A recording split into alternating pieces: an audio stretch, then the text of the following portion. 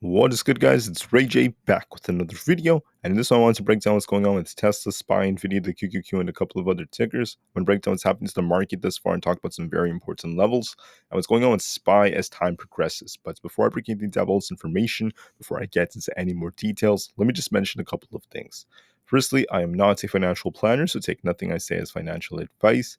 And also, if you guys can, please check out the Moomoo link, which is down below and in the description. If you sign up for Moomoo, the link down below, and deposit $100 into the account, you are guaranteed up to 5 free stocks. If you deposit $1,000, you're guaranteed up to 15 free stocks. The offer ends very soon. Anyways, looking at SPY, we saw this monstrous pump today. SPY started off in the 480s, 489 around there, and we managed to get all the way up to almost 495, which is very close to what we were expecting. Now, if you don't believe me, look at my videos. I mentioned that there's going to be a big squeeze coming to the markets for tomorrow. I made this video yesterday. And then in the morning, I told you all that the market might actually drop a little bit in the pre-market before we see another squeeze continuation. And if you look at SPY, look, we did technically see this little drop in this big squeeze. SPY went from 488 up to 494.6 as predicted. In fact, all my predictions were correct about the market. The QQQ has pumped all the way up to 429, the exact level I called out. I told you it's going to be pumping very nicely. Got a crazy pump on the QQQ. I told you Nvda has the potential to break all-time highs again. It's going to explode. That's what ended up panning out. We actually went even higher than what I was predicting, but still we got a nice pump on Nvda. Microsoft is pumping as predicted. Same thing with other tickers out there, Amazon, Meta. I also mentioned that Aapl, as long as it holds above 180, this thing could attempt to rebound despite the fact that it sold off after its earnings. If we look at Aapl, it actually came below 180 temporarily. They grabbed liquidity, then we broke above that. And since we held above 180 after that, we're now back at 186. Apple's been pumping. So everything happened as expected except for Tesla. Tesla was the one that was a little bit weaker. But the reason why Tesla was weaker was because this bad news came out about how Tesla is recalling 2.2 million vehicles for the software update to fix the warning lights. Remember, it's not a typical recall, it's just a software update that's going to fix things.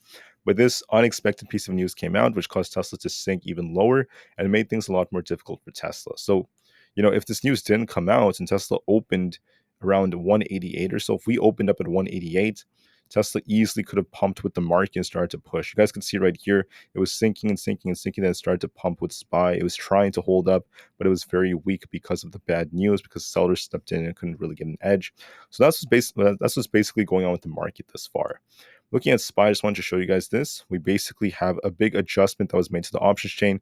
We have just under, or a little bit over actually, technically, 500,000 calls expiring, and we have over 1 million puts expiring. So we have a 2.12 puts to call ratio. Things have adjusted like crazy, and we're seeing once again the bulls getting the edge because so many of these puts were expiring. The market maker squeezed shorts exactly as predicted.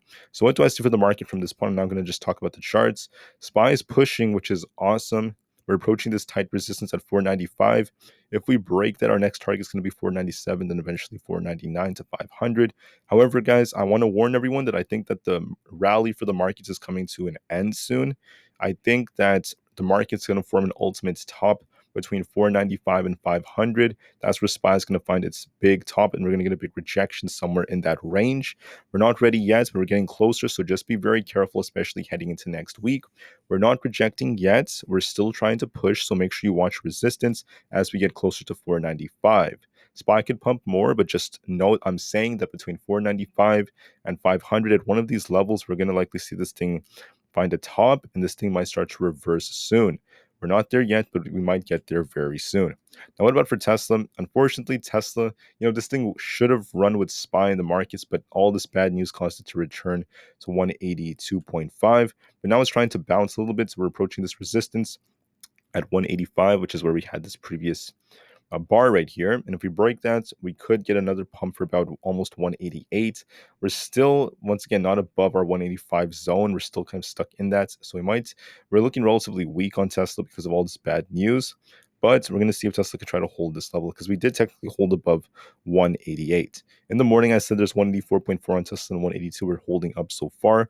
We will see if Tesla could get back above the 186s. Otherwise, we're just going to be stuck in the 185s. And if we do break out, much 188 and eventually 190. I think Tesla's going to shuffle in the 185s for some time. We could try to push a little higher, but just be very careful, especially when the market tops. So for now, I think Tesla will shuffle in this range, be range bound. It's relatively weak because of all this bad news. Otherwise, it would have been much stronger if it wasn't for the bad news.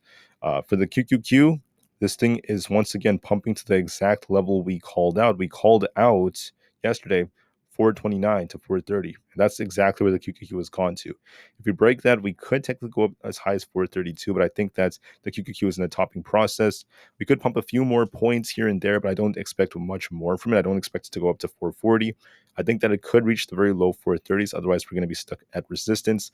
Also watch support at 427. If we lose that, 425 is our next level. But I think right now the QQQ is going to be chopping very close to 429 as we're approaching some tight resistance. So be very careful up here. I think the QQQ is at tight resistance. It could try to pump a little bit more, but we're going to be watching to see how it reacts. And I do believe the QQQ and SPY are going to top soon. SPY is within 5 points away from its ultimate top, in my opinion. I think the QQQ is in the same boat, and eventually the market will reverse maybe as soon as next week. But we're not there yet, so watch resistance and see how the market holds up. Nvidia has broken above every resistance zone I pretty much had drawn out, which is pretty insane. We're approaching this trend line of resistance, which is historical resistance. And now, we're basically going to be watching some key levels right here. So we have this top, excuse me, guys, this top that was formed at 666. We're going to be watching this as one of our resistance levels.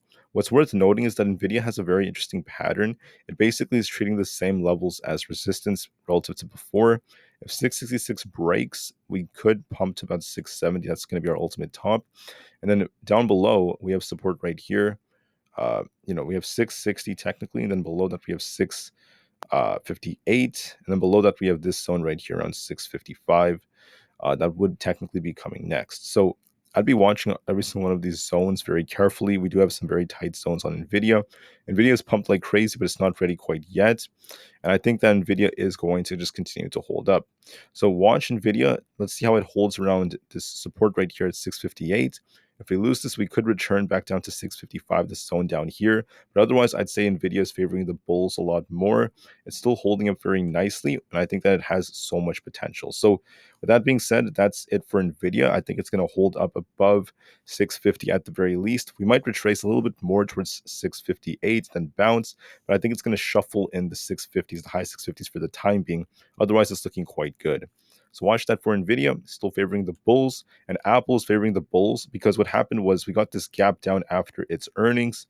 It came down, and as long as we held 180, I told you, watch for a rebound on Apple. As long as we hold above 180, we came temporarily below it for them to grab liquidity, trigger stops. Then they pushed it right back up.